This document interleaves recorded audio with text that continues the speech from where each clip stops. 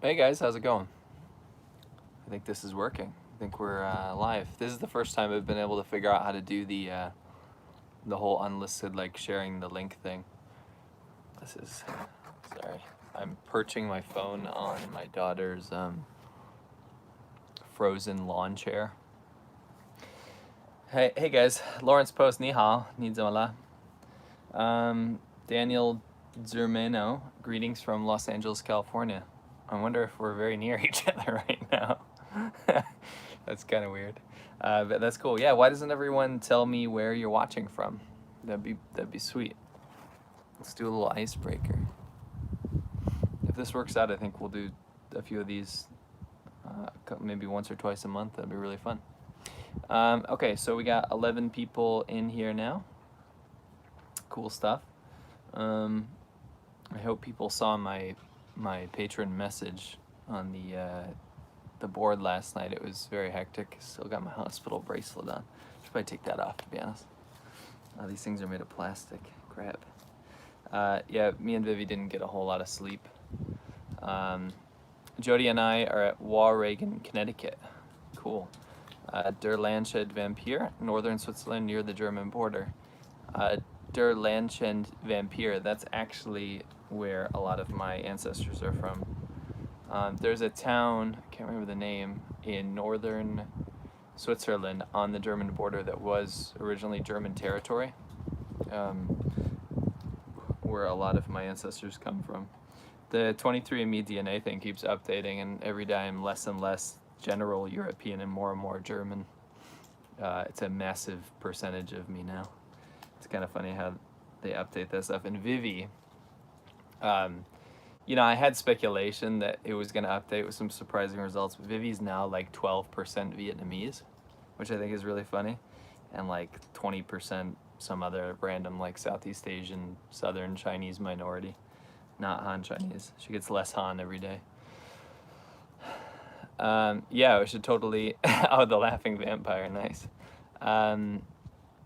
Yeah, I do actually have. My grandpa has like every piece of data from our family history, which is awesome. Like what they did, where they lived, and all that kind of stuff. And next time I go visit him, I'm gonna read through all that stuff. Gilgamon 123, San Diego. We were just in San Diego the other day. We actually, I can tell you guys because you're patrons. We ran into a subscriber when we went to like a Support Hong Kong event at a park, and we ran into a subscriber who is a pilot. He's actually only 23 years old. He's a pilot, and he was going to Hong Kong to join the protests. And when he got back, he got a hold of us, and he offered to take us in the air and fly us out to some random island. It's called Catalina Island, actually. And it was awesome. It was super cool. It was just like four of us in this tiny little 160 horsepower plane, and we flew over there. Crazy stuff. It's like 80 something miles or 50 miles, I can't remember, off the coast of LA. And it was like 80 miles from where we flew out in San Diego. And we went to this island, and apparently like people had filmed there before, and they brought buffaloes in for some movie they were shooting there, but they couldn't afford to like bring the buffaloes back, like bring them off the island, so they just stayed there. And now there's like buffaloes running around all over the place. It's crazy. And at the airport they serve like buffalo hot dogs, which I thought was kind of funny. But anyway, I guess we got quite a small group right now. It makes sense considering this is not public. If you guys have absolutely any questions, I'm going to be reading the chat the entire time. And just chill and hang out. Oh, I want to explain why there's a Raiders hat next to me. This is sacrilege and actually a sin in my religion of football. This should be burned. This is actually a funny story. My Patreon actually is a Raiders fan, and he said, let's make this interesting. Chargers are going to play against the Raiders. If you win, if the Chargers win, then I'm going to up my donation or whatever. If I win, if the Raiders win, then you have to wear a Raiders hat. And I'm assuming not explain why I'm wearing it in one of your videos. So that's going to be incredibly painful for me, and I'm going to be really sad and have a lot of explaining to do, because we lost by 2 points, and I'm just not very happy right now. All right, my team is absolutely trash this year, and it's been infuriating to deal with. Vivi is like super into football now, which is kind of cool, but she gets her heart broken every time the Chargers lose too. Anyway, the reason I actually brought this out was, very interestingly, every time I'm buying stuff that was normally made in China, like almost everything nowadays that I buy says made in Vietnam, which I find fascinating. Like apparel, we've been trying to boycott like a lot of made in China goods because of the human rights atrocities that are happening right now. It's the least we can do. We're boycotting most made in China like crap, basically. And long story short, we built some new computers because our laptops, we use Macs because we use edit on Final Cut, which is only on Mac. And we bought some just components just to put together our own Hackintosh, it's called, like fake Macs, basically, because they're much cheaper. We can't afford like a real Mac editing computers. They're like 10 grand. So we did it for like $1,500 or something. So we can finally edit properly. These laptops that we have are getting too dated to edit the 4K footage that we're shooting. But long story short, all the components that we bought that were previously found made in China are either from Taiwan, or some of them were Vietnam. A lot of them were even American, which was kind of crazy. Some of them were Japanese. All that kind of lower end tech stuff that used to be Chinese, we're finding a lot less of. It's very interesting. I see Lauren's post at a rut row. A little update about what happened last night. So about 5 a.m. in the morning, the previous day, Vivi went to go breastfeed Lucia, and she was like burning up. So we checked her temperature, and it was like 103, which is bad. So we gave her some baby Tylenol and kept our eye on her, and she was totally fine. Like, she was acting completely normal all day. Fever went down. Then later it came back and like spiked. It was almost 105. It was like 104 point something. And we were obviously really worried. I mean, you can go into seizures and like lose consciousness and choke on your puke and stuff at that point. Some people even have brain damage and whatnot. But we rushed to urgent care, and when we brought her into urgent care, the nurse got the doctor to come out and look at Lucy, and she was like, "You need to go to the emergency room." So we like rushed to the emergency room. We were there for a long time. I think we got home at like maybe 10 or 11 whenever I posted that thing on Patreon. But we were up all night just keeping an eye on her. She did like, it was awful. They had to do like a rectal thermometer and like a catheter and like all this horrible stuff. It was so bad. Like, it was traumatizing. And Olivia was there, and she had to watch her sister go through all this stuff, and it was just so bad. Anyway, all night we were just keeping an eye on her. When the test results came back negative for pretty much everything that they suspected, which is weird. But they had no reason to keep her if she's responding to like painkillers, like to bring her fever down. So if she's responding to those, then there's no reason for her to be, stay overnight in the emergency room. So they sent us home. They told us to like rush back if her fever does go back up to that temperature. She's been really close to teetering on that temperature again today. And she's pretty much been laying on my chest all day, just like sucking her thumb, like laying there completely out of it. But hopefully she pulls through, because I don't want to see her in that position again. It's so sad when you see like a 10-month-old baby that has no idea what's going on, being carted around an emergency room, getting tubes shoved in her, and like, it was crazy. Olivia kind of had a fun time though, because she got to see all the crazy stuff. Like, there were like cops bringing in This was so late. Cops bringing in like criminals without shoes on, like in handcuffs and stuff. She thought that was quite entertaining. She made a couple of friends of these like Guatemalan immigrant kids. They were super sweet. They played with her like and entertained her the entire time. That's a weird animal. What else happened? Oh yeah, there were some people going through withdrawal, and like they were super sick. They were like screaming and puking and like bloody murder, like torturous screams. Olivia was pretending like she was in a haunted house instead of like robotic ghosts or whatever. It was like addicts going through withdrawal. It was pretty terrible. It wasn't a. I'm super out of it, so I apologize for my energy level. But me and Vivi were like, oh my god. I hope we don't have to go through that again. Hey, buddy. I don't know if you guys saw that, but there's a massive raven. Vivi and I have actually been training them, and that's why he's coming so close to me.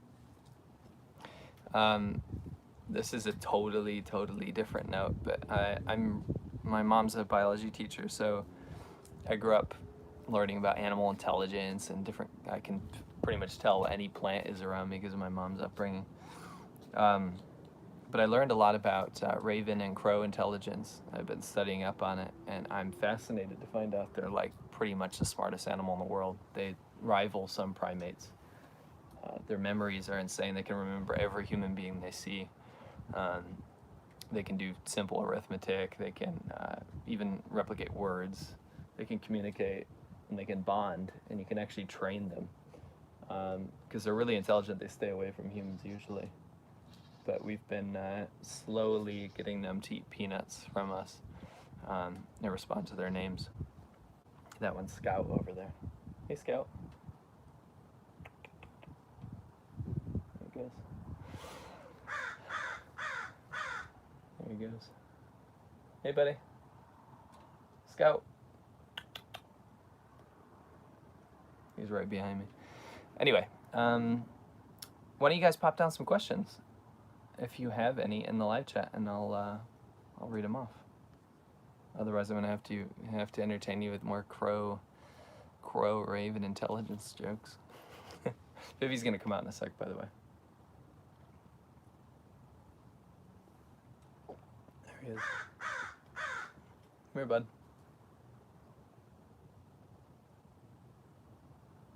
I'm not used to this much noise.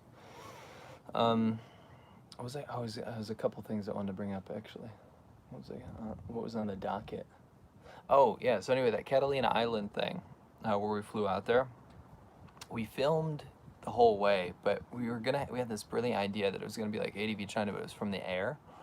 So we brought all our equipment, but I don't know if you guys have never been to what's it called? Been on like a single engine airplane. It's so loud, like we couldn't hear anything. So what we did was we filmed on the way there and on the way back, but we filmed the interview on Catalina Island with a guy that was in the protest. And his story was like really cool. We got a bunch of cool footage and stuff from the Hong Kong protest, which is awesome. But it was interesting to see people that previously like would have no real interest in that part of the world be so inspired by what's happening there, which is cool. Oh, sorry, I'm missing some questions here. Nice. Sorry, I'm getting distracted. Yes, they are very, very intelligent. It's insane. Like, well, actually, some birds. I was actually surprised. This is a funny thing. I learned that owls are like super dumb, wicked dumb. Owls are like bottom rung dumb. Because people always say like as wise as an owl. I always thought that was interesting. Lauren says Jody wants to know if you and Vivi seen a Braille writer and Braille material. I've touched Braille. I've seen it on a lot of things. I think we had it. Yeah, when I was in primary school, elementary school, we had like a blind person come in and what's it called? Teach us like how the different bumps and like what they meant and stuff, and we got to flip through some Braille books. My first exposure to it was when I read the book, the Louis Braille book. The dude that you know, I can't remember if he invented it or not. Obviously, it has something to do with him because it's named Braille. But I haven't seen a Braille writer. I don't know how that works. I'd be very interested in that. Cool. Nice. Anyway, so this pilot dude, this young dude, he started flying when he was like 18. And he's just loved being in the air ever since. And yeah, when he saw that what was happening in Hong Kong, he was like, I'm over there. He brought his buddy, and his buddy came along with us as well. Because recently it's been atrocious. You have no idea what kind of stuff's happening. It's like Wing called the other day, Vivi's cousin, and she was talking about it. It's like everyone's so on edge. Like normal life goes on during the day, but as soon as the sun goes down, it just turns into absolute chaos. I'm not going to be one of those guys that says like the protesters are being totally civilized and stuff, because of course in that scenario there's going to be people going nuts, right? Setting stuff on fire and going crazy. How many of them are false flags, you know, to justify action against them? I don't know. But it's getting crazy. And it's getting to the point where like Wing and Stanley and stuff, they don't talk to their dad. I don't think they've talked to their dad since the protests like started.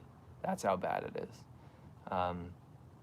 Their dad, weirdly enough, I don't know if you guys know this, but their dad, so this is not blood related to anyone in the family.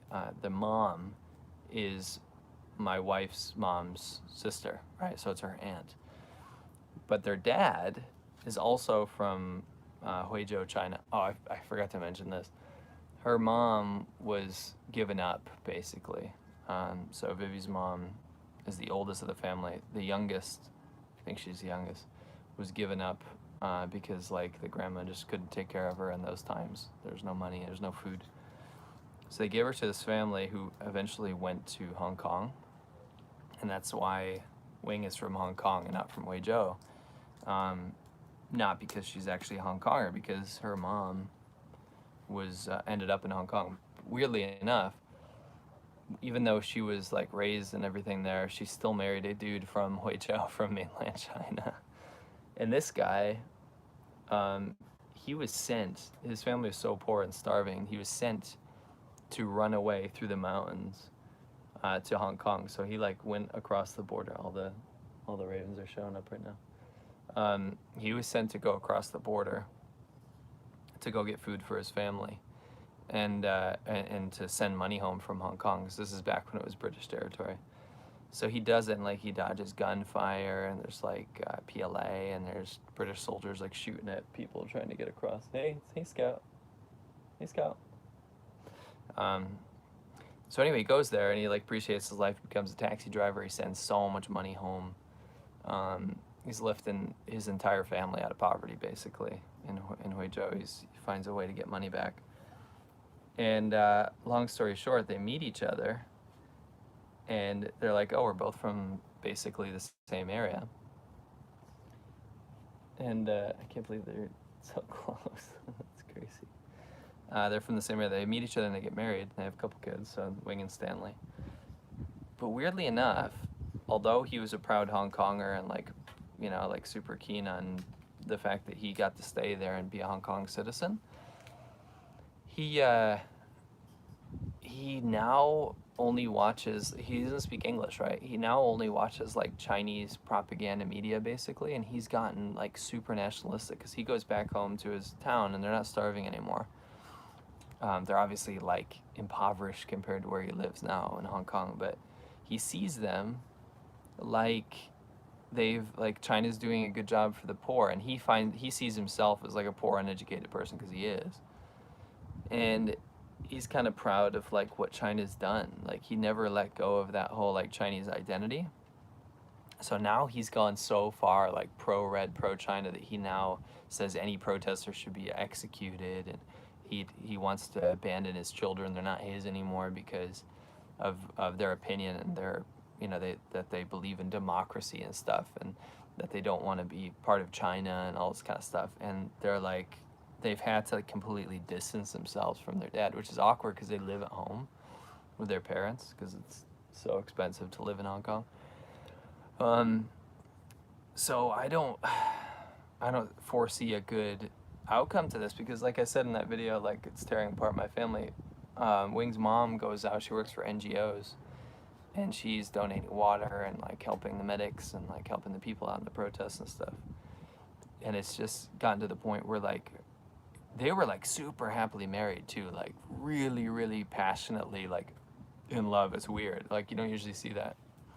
But now they're like at each other's throats all over politics, you know? Hey, buddy. All over politics, all over the situation. And he's like, Wing's dad is fully of the opinion that China should just fully reclaim Hong Kong, and it has no business being separate whatsoever. And everyone else in the family has the complete opposite opinion. But his opinion is like bolstered by the rest of Vivi's family, who's very, very pro-China. So it's kind of weird. You little thief. That raven just stole a peanut out of the other one's mouth.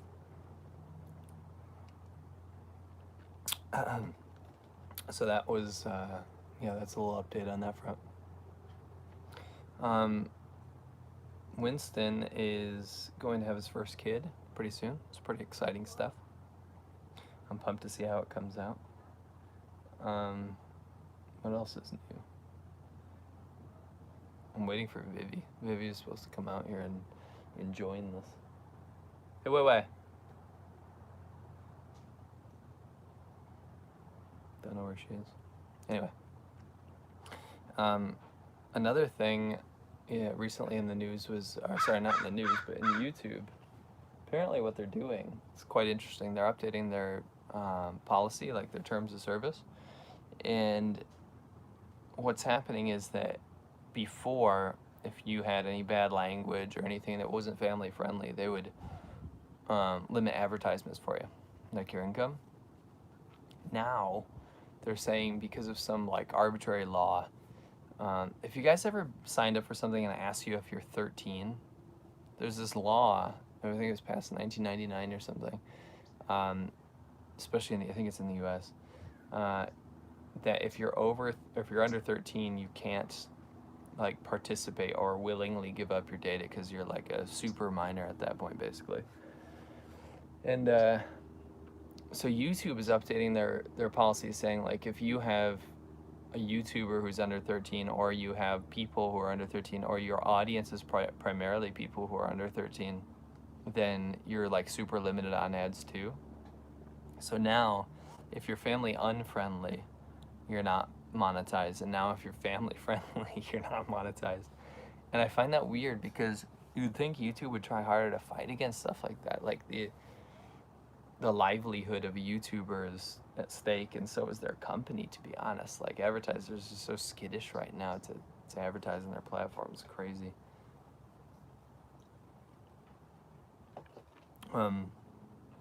Anyway, sorry, see if I missed anything here. This chat thing is really annoying. Okay. Gilgamon123 says, my understanding is China was opening up and getting better when you first got to China. When did this start to change, and how rapidly did this occur? That's a good question.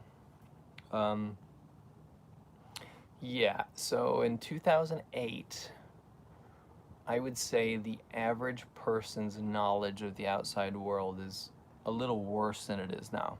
However, people were much more curious about the outside world, if that makes sense. Like, they might not know very much about other countries' existence, or different cultures or languages or anything like that. However, people were kind of like humble.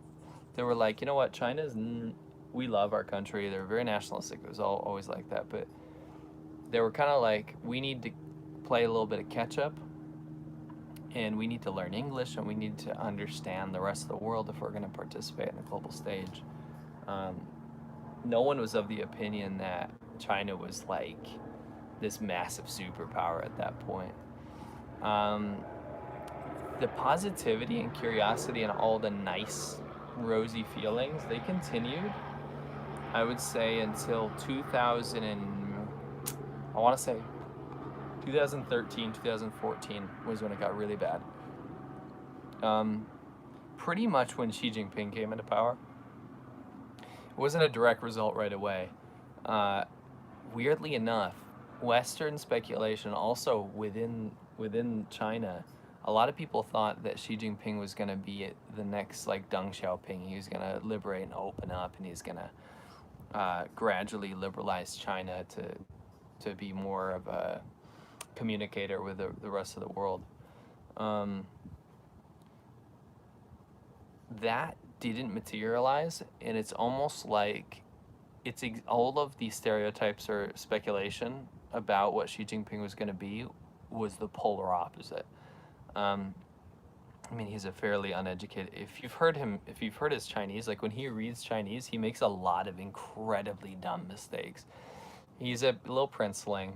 They've come up with this absolute BS story about how he's from like very humble background. That's just absolutely not the case. But when he gained power, he started like this vacuum basically. Like he sucked up all of the people that were trying to liberalize China and like spat them out basically. Get out of here. A lot of scandals. The whole corruption scandal, the whole corruption crackdown thing was only a way to not get rid of corruption, but to get rid of political opponents. Believe it or not, even though it's a one-party state and everyone thinks that he's like all-powerful, there's very powerful factions within the Communist Party of China. Jiang Zemin still holds one of the most powerful ones. He's the guy that looks like a frog. He was the third chairman of China. His faction has so much power within the CCP, it's scary, and they're the two biggest factions, the Xi faction and the Jiang Zemin faction.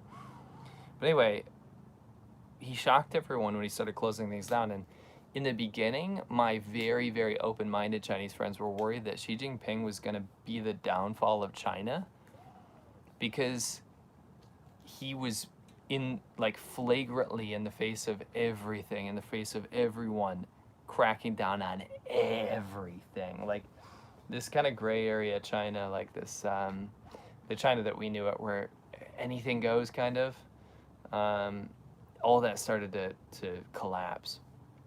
There's no rule of law, but arbitrary laws started being enforced.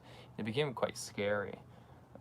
So yeah, I'd say it's a good question, around 2013, 14, after he was in power for a little while was when things started getting real ugly, because then instead of this whole like we need to embrace the rest of the world narrative that the rest of Chinese people were kind of in line with, instead of having that narrative, then it became, oh, we're going to go through some tough times soon. The economy's not going to grow as much as it once did, but it's not your fault, it's the West's fault. You know what I mean? So that's pretty much why it got sour. Because instead of all these people being like, maybe our leader's like overstepping his boundaries, maybe he's just like losing the plot, and maybe the progress of China is going to be slowed down under such an authoritarian leadership. Instead of them questioning that, they said, you know what, we need a strong leader right now. If things are going to slow down, if things are not going to be as successful as they once were, we need a strong leader like Xi Jinping. And strong leadership in China has always been a very revered characteristic, very much so. Very like everyone looks up to the guy, no matter how insecure it looks. Everyone looks up to the guy with the most connections and the most power. And I've seen that time and time again in China.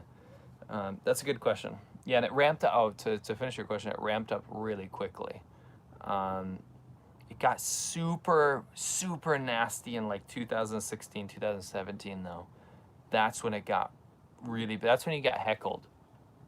That's when, like, if you don't understand, a lot of people that don't understand Chinese will go to China and they're like, I had a great time and done the Great Wall or whatever, because they don't understand Chinese. So like, when you can understand what's happening around you, the stuff that people are saying is actually quite terrifying. You know, you're having people talking about like, oh, should we get the boys over and mess up these foreigners? You know, it's a weird dynamic right now. It's really, really weird. It puts me in a dark black hole in my mind when I think about it. Next, Philip Rep says, so Lucy is okay now? No, In the beginning, I explained this. She's a little better than she was yesterday. We're just basically keeping an eye on her. I've been watching her all day. Vivi finally relieved me, so that's why I'm talking to you guys. I don't know if we're alternating ibuprofen and acetaminophen. So like if her fever doesn't subside when we continually give this medicine, then we have to bring her back in. I'm gonna get Vivi to make an appointment with her pediatrician tomorrow, though, just to do another test. It was horrific what happened last night. It was so bad. No, don't worry, Philip. It was really bad though. Next. Oh, sorry, you had more questions. Also, a selfish question: are you ever coming to Texas? I heard in the ADV podcast someone asked, and you guys said yes. I'm assuming you would announce a meetup if there was one someday. Yeah. When we say yes, it means that we will at some point. Like, there's no super quick plans on a lot of stuff. We're burning through work right now. We have so much on our plates. That's what I wanted to bring up. I'll explain that after I get through the questions. But yeah, like of course, eventually we'll end up in Texas doing some stuff, and of course we'll announce a meetup. We will be canceling or banning subscriber meetups in the future, though. It's gotten too dangerous, and we've had some very dicey scenarios in the past few we've had. But what we will do is Patreon meetups. So, let's say we go to Texas, we'll only put it out on Patreon that's happening. We don't want to put it out there on the zeitgeist. You get some real strange people showing up. And I don't mean strange like quirky. I mean strange like you're worried about the safety of yourself and your family at these meetups. So yeah, it'll be Patreon only stuff in the future, which is awesome. I much prefer that anyway. Next. Leo the German. Planned a trip to China next year. Still a good idea to go to Hong Kong. Really wanted to go there. Don't want to get caught up in a bad situation though. Absolutely fine. You're totally fine, Leo. It's still safe.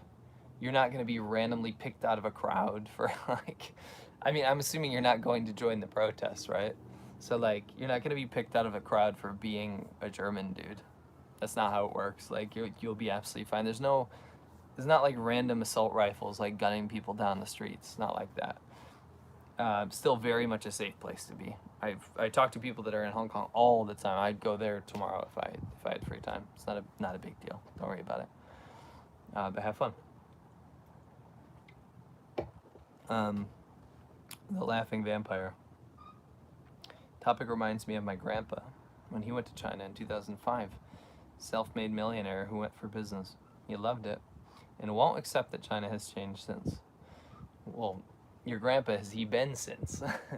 That's the difference. Yeah, I mean 05 to 2012, man, those were the prime days. I want to see a wealthy China. I want to see a China that really does well on the world stage, but I do not want to see it under this leadership. It's not going to happen under this leadership. There's just absolutely no way. Rogue Noir says, second that, come to DFW. I'm assuming you mean Dallas Fort Worth. There's plenty of excellent Chinese food in Plano and Richardson. Yeah, cool. Absolutely.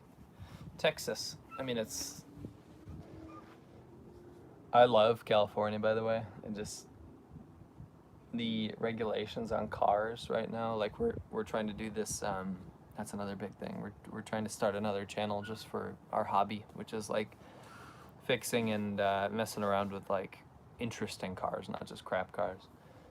And to get them to pass emissions is literally making me go insane right now. So I feel lucky. You guys are lucky in Texas. Philip Rep, no, not in my area. Not enough in my area near Louisville or Ramen Lull. Yeah. Rogue Noir. I just moved to Texas from California a few years ago. Only familiar with Midland, and Dallas Fort Worth. A lot of people are leaving California to go to Texas, isn't it? Sorry, I wasn't. Blah blah. No worries. I had some coworkers. Leo the German, no intention of joining the protests. Haha, never been before, so thanks for the advice. No problem, dude. You're totally fine. Absolutely fine. I wouldn't worry about that. Rogue Noir, should I be paranoid going to China if I have a large social media following, but on anonymous Twitter and Tumblr accounts? That's a really good question. I used to tell everyone that you're gonna have absolutely no issues. Go to China, it's totally fine, especially just for tourism. You're a-okay, right? I'm changing my tune a little bit because of what's happened to a couple of my friends recently. This is what you need to worry about. They are now searching phones. It's pretty commonplace, even tourists and stuff. You need to be careful if you are someone with a very large social media following, and somebody in media in particular. If you have, let's just randomly throw, let's say you have 100,000 followers on Twitter or something like that, something very big. You'll be on the radar of China. Like, they'll know who you are. When you apply for your visa, they absolutely search for people's backgrounds. So you become valuable. You're more valuable than the average person that just shows up. That being said, if you have absolutely nothing to do with China or criticizing China or even talking about it, then you're fine. But if you have any history with a large social media following talking about China in a negative light, then you absolutely have to be on edge about that. Now, your situation here is you have anonymous Tumblr and Twitter accounts, then you're fine. If they're truly anonymous, like you've not doxed yourself in any way, then you have nothing to worry about. How are they going to know? There's nothing tied to your stuff, right? So I wouldn't worry about it too much. But when you go to China, stay out of fights. Don't go to areas where people are getting drunk. Avoid any illicit situations, even though people get busted all the time for not having done anything. But have fun. Sorry, I'm catching up here.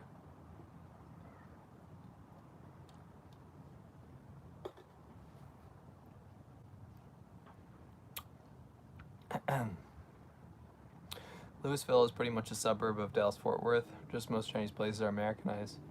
And the only legit ramen place that I know of. I'll stop spamming because I keep reading it. That's fine. You guys can talk. I don't care. Anthony Antoine, regarding the Patreon meetups, hope there's one in Chicago at some point. I love meeting you guys. Yeah, for sure, Anthony. Chicago is definitely on the list. I mean, major cities are much easier for us to access than smaller areas. I'm not calling Texas small, by the way. It's anything but that. Rogue Noir. Oh my gosh, I'm still reading your guys' conversation. Philip Rep. I've been to Japan twice, and I'm thinking about Taiwan for my next trip. Did you ever leave Tokyo when you went Sea Milk? Philip, Japan was mind-blowing. It was such a cool place. And it's weird, because I had pretty big expectations. It's like you never meet your heroes, but they exceeded them. It was just so cool. But to answer your question, we went to Urasa, which is, I can't remember if I pronounce it. It's like a town outside of Tokyo. Might be 1 or 2 hours outside of Tokyo, can't remember. That's where like Disneyland is, because Vivi and Olivia wanted to go there. So we went there. I think it's about as far as we got. We basically wanted to like see everything in Tokyo that we could at once. Because me and Winston are going to be doing rural Japan for bike trips and TV shows and stuff. So I'd say yes, I left Tokyo marginally. You should definitely go to Taiwan. I mean, it's kind of like Japan, but like way more anything goes, way more like fun and relaxed. Like, it's so good. Taiwan is so amazing. I actually just can't stop thinking about Taiwan. If there wasn't like the immediate looming threat of a Chinese invasion, I would absolutely be living in Taiwan right now. Unfortunately, I can't guarantee that that's not going to happen. But that's life. It gets me super upset. I think about that, but definitely more Taiwan trips in our near future for sure. So anyway, the big news, the whole thing I was going to talk about. Oh, he interrupted me again, so now I get to answer another question. Nagasaki would probably be cool for riding. So many hills and tiny side roads. Oh yeah, for sure. We're gonna go from Sapporo, like the north, all the way down to Okinawa. We'll have to get a boat at the bottom, but the Laughing Vampire. Tell Winston he has to go to Osaka. Lived there, huge underground music scene and all, but tough without Japanese knowledge. He did go to Osaka, I believe. And he would love it. I would love it. Why would I tell him, huh? Joking. I'm gonna have to learn a little Japanese though, that's for sure. You know what's weird is that when people go to Japan, they're frustrated about the lack of like English or whatever. I like it because I can read the Chinese characters in like the Japanese around, so I can actually figure out what I'm doing. It's pretty fun. Patron meetup sounds less crowded. Upstate New York or Hartford, Connecticut would be good. Yeah, for sure. It would be a Lamau, because he made this video some time ago in the punk scene in Tokyo. Yeah, that's right. He did he covered like some metal band. Yeah, I'm still pissed off about that, by the way. This girl band called Spark Speaker, they had like 80 subscribers or something, but I found them on the street. And I was like, say hi to YouTube. And like I linked all their stuff, and I even played a clip of their music video in there. And their channel, if you go on there, every comment's like, oh, C-Milk7 here, Loudy67 here. I think they have like, I don't know, 10 or 20,000 subscribers now. Like absolutely blew up. Never got anything. I like sent them a message, like an email, and I was like, hey guys, like, let me know if you want me to feature your music ever again on my channel. It looks like there's quite a bit of growth. Never got anything. They never replied or liked or thumbed up any of the comments saying that I sent them there. I was pretty mad, but whatever. Japan is easy even without knowing Japanese. Yeah, for sure. You don't have to know Japanese to be in Japan, to get around at least. To have meaningful conversations, different story. You know, I found in Tokyo, it's really funny. Japanese people, on the whole, are pretty crap at English. But in Tokyo, everyone understands what you're saying, but they'll reply to you in Japanese. But they understand. They're just too embarrassed to, like, replicate English words. That was at least my feeling. What was I going to say? Oh, okay, yeah, the big news. I shouldn't say news. It'll be sad and underwhelming. So I originally moved to LA because I'm working with a producer, a really big producer, TV show producer. We want to do, you guys have all seen Conquering Southern and Northern China. We want to do something like that, but like on a really big scale. So we pitched this really cool idea. And it's basically that we go to different countries, find the most iconic motorcycle of that country, and learn about that country as we travel through it. However, the whole catch to the show is that you debunk stereotypes or confirm stereotypes on the way. And it was getting a lot of bites, so much so that a huge producer, found us and helped us come up with this stuff. But anyway, we, without giving away too much, we've been trying to pitch this to tons of networks, and he was pretty optimistic that this show was going to sell, but it's just not fitting like what channels or Netflix or any of these people are buying right now, which is like getting us down hardcore. So we're regrouping and trying to figure out what we can do to change that kind of like really cool idea, that really cool feeling of the show, into more, I don't know, bite-sizable, like edible nuggets for these channels that are looking for weird stuff. A lot of channels seems like they want really, I can't talk about this actually, but like they want really fast food, almost like really easy to consume material, not so much travel stuff, which is really getting us down. But yeah, it's still in the works, still working on it.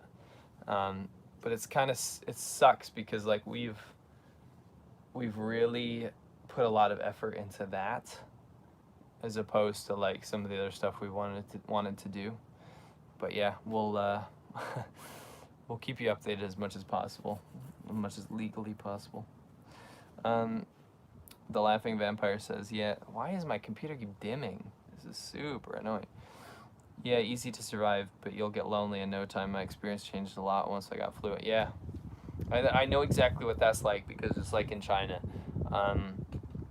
Before you know Chinese, like, it can feel pretty lonely, and you're like, it's all exotic and crazy to like walk around the first week or so, and then it's like, why am I here? Like, I can't even talk to anyone. You know what I mean? So I totally get that. I totally get that. Yeah, I wish I learned Japanese between my last trip and this trip. Luckily, I had friends to meet up with for a 30th anniversary concert of a Japanese band I like. What was that band, by the way? I listen to a lot of Japanese music and bands. I guess if it's a 30th anniversary. I just realized the books. Let me show you the books that I'm using to prop up my phone right now. This is Behind the Great Wall, An Appraisal of Mao's China. This is the kind of, oh, the pillows. I know what the pillows are. Nice. This is the kind of stuff I read. What I'll do is I go to like libraries and I go into their piles of books that are like irrelevant now. Because actually I think they're very relevant to my like modern knowledge of China. And I'll pick these up. What else do I got? Oh yeah.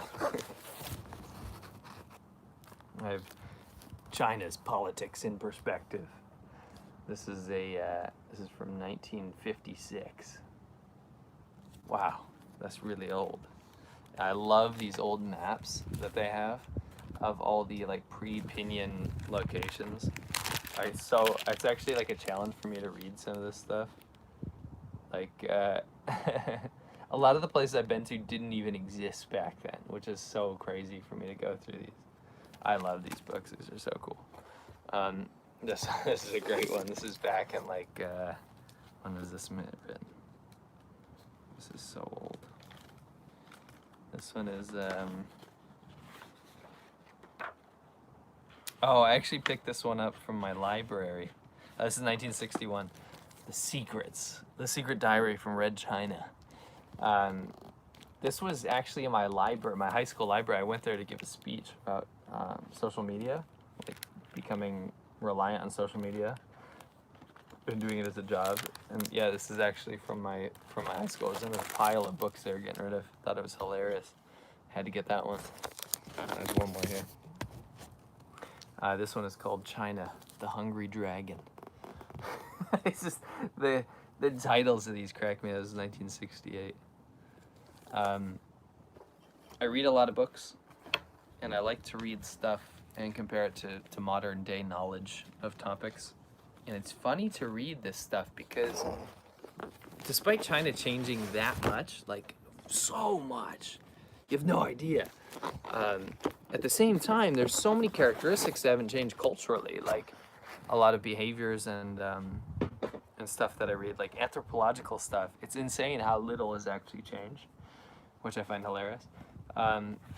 This is a trope of a book, like you guys probably have read it if you're interested in China, but if you haven't, I can't recommend it enough. It's just very relevant.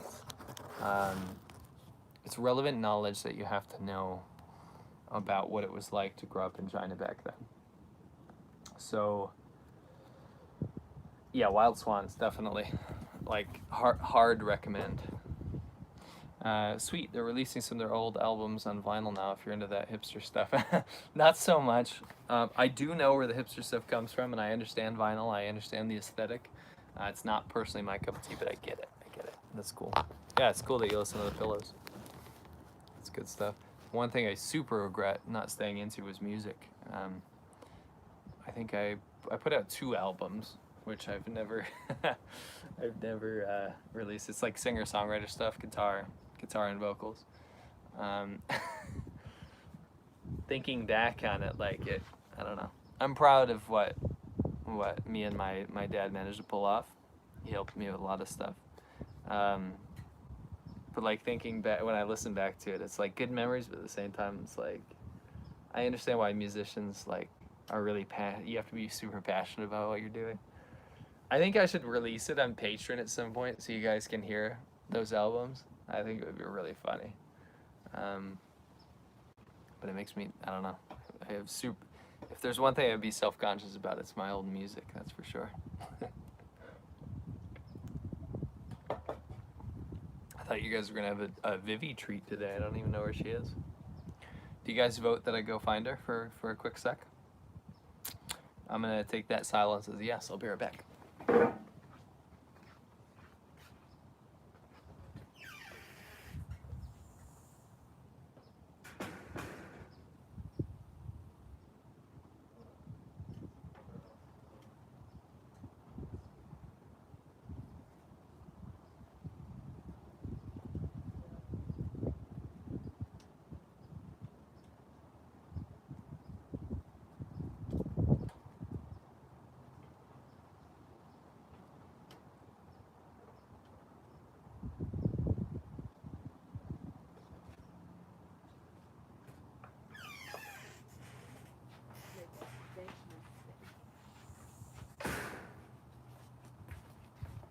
You like my setup? That's so pikey. Hi everyone. We've been talking about a lot of things. I Yeah. talked about what happened last night. Meanwhile, I'm fixing this. Handy woman. Yeah. It was kind I'm of the weird. man in the house. We were talking about this. Usually it would be like the woman taking care of the child or whatever, and the man putting together the shelf. And I couldn't put her down. I just couldn't put her down. And you're like, fine, I'll do the shelf. And I make a huge mistake though. I think I need to put the shell apart again. Did you screw up? Yes. Well, I was about to congratulate you, and here we are. Anyway, we've been talking about a lot of stuff. Did you read Wild Swans, by the way? Yeah, a little bit. Thanks for your input. Oh yeah, so what's your favorite Vietnamese food? I know you don't like pho, but bun bo hoi is a good alternative if you've heard of it. That's What are those names? Tell them what we just ate like We an hour ate ago. The bread one? What's No, that tell name? them what we ate an hour ago. What kind of food? We just ate Vietnamese food. Me and Olivia were out walking around just hanging out. Oh yeah, we're getting medicine for Lucia. And she goes, let's go on an adventure. So we just started walking like down the road, just hanging out, like peering into like taekwondo places and like massage parlors and weird stuff. And we found a Vietnamese place, so I was like, hey Vivi, don't eat lunch. I got food from your home country. Yeah, I thought it was Chinese food. Yeah, I was well, a we little learned about pumped. your DNA. Anyway, we brought home we had banh mi. I think banh mi is definitely my Banh favorite. mi is the bread one, right? Yeah, that's my favorite Vietnamese food. Yeah. Banh mi is like it's basically a baguette with a bunch of vegetables and meat and stuff on it. I It's like it quite with egg. good. I like it with egg on it. I think my first time Bun ever cha is ate, good. my first time ever ate what's it called? Vietnamese food actually is in Macau. It's awesome. It's a cold noodle and then mixed with a bunch of stuff.